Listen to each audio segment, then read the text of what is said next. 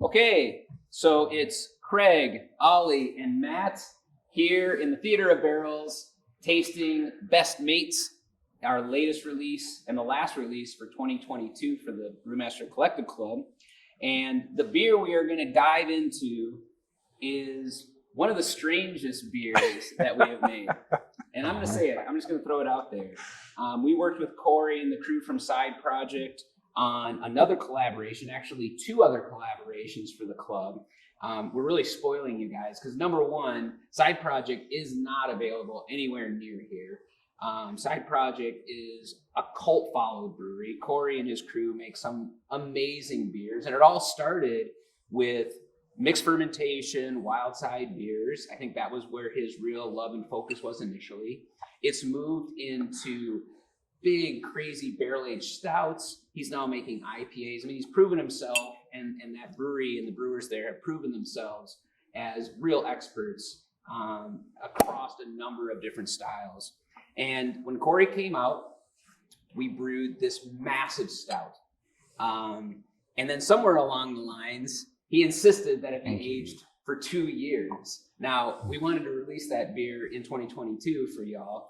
And so that posed a little bit of a challenge. We were like, hey, Corey, we usually only age for 1 year. He's like, no, it must be aged for 2 years. So I like a guy who knows his business and can hold the lines. We're like, okay. And that's where we came up with this whole idea of doing the Let It Loose or the Side Project, the secondary beer, the Party Guile beer with those guys. And hopefully you really enjoyed that.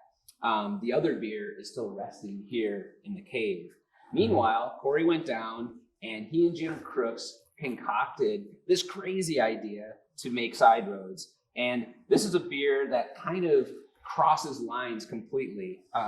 The two of them sat down, tasted through a lot of stock that Jim and Molly had down at Barrelworks. They really keyed in on a wild beer made with Sauv Blanc grapes. And that's, of course, going to have the typical Sauv Blanc characteristics, some of the thiol characters, some of that kind of gooseberry and grapefruit characteristic. And I feel like that was somewhat the base that they were working around. But then they walked into the other room and started tasting IPAs. So they decided to infuse wild beer with our double mind haze, along with our tangerine mind haze, which is a fruited hazy beer. So already this thing's getting complicated. And then lastly, they topped it all up with a little bread of ice, which is kind of one of our favorite baseline mixed culture beers that really shows off the Barrelworks mixed culture character, flavors, acidity, all of these things. And if that wasn't enough, you put those all together, obviously you're going to get a secondary fermentation. The double mind haze has a lot of extra extract that the mixed culture is going to work on. They decided to then dry hop it with New Zealand Maltwika. Is that the hop that they use, Maltwika hops? Correct. Everything from New Zealand has some of those Sauv Blanc-like characteristics. The gooseberry, the grapefruit, what we call high thiol, and those tropical-like characteristics. So on paper, it all sounded great, right? And I have to admit, the first time I was introduced to this beer, I didn't know what to think. And in fact, I didn't know what to think so much. I was like, took a step back, and I'm like, quick, you got to overnight Corey some bottles of this because I want to make sure this is exactly what Corey wanted. And 24 hours later, the beer's dropped. I got a text with exclamation points, giant love signs, pictures of him and his crew drinking it. They absolutely loved the beer. So it was exactly what they wanted. I actually love it. Yeah, I love this beer too. Every time I think I drink this beer, it comes off a little differently to me. And now I'm really starting to get some of the New Zealand tropical fruit from the hops. It's got some IPA characteristics, and the acidity too is just right on. But it's light. It's because it's half IPA and half sour beer. That's what I mean. I don't know if we even measured the TA. The TA is far less than a lot of the barrel.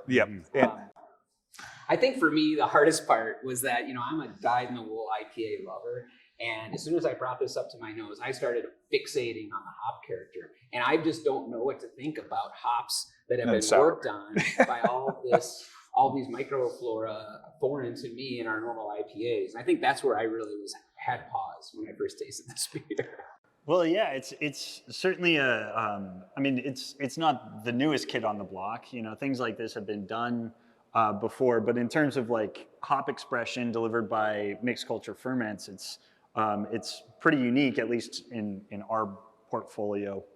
I think that one thing that kind of throws you is when you throw hops into a beer, into a normal beer, you're not only bringing on a lot of really interesting terpenes, terpene alcohol kind of characteristics, floral, citrus, all these things that we're used to, but you're putting in a lot of fatty acids as well, which usually don't have quite as high thresholds when it comes to it. But the thing is, when you get these weird organisms working on those, then they biotransform those into fatty acid esters. So for instance, isovaleric acid, which is a compound that we're familiar with as Parmesan cheese, or just a cheesy note that you get out of aged hops.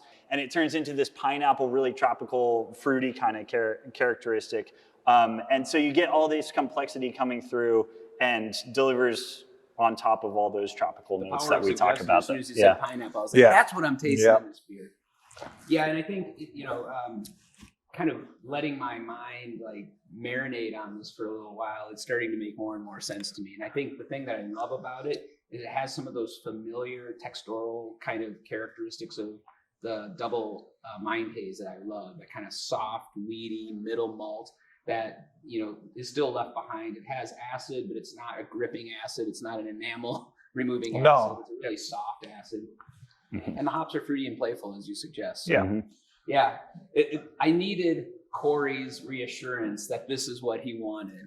And he said he was so stoked on it. He's like, you got to go outside of the norm these days. You got to experiment. And I guess they're doing some of this as well back in St. Louis at Side Project as well. So also fairly low alcohol beer, so it has some drinkability to it.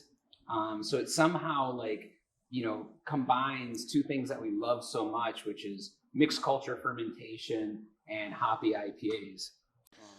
Yeah, it's so crazy it worked. I'll tell you that right now. I mean, as a friend of mine, Jim Seebeck, might say, I'm going to drink the shit out of this one. This one's delicious. Well, cheers to that. Cheers to that. And cheers to Side Project. Thanks cheers for to Side Project. Hope you guys enjoy.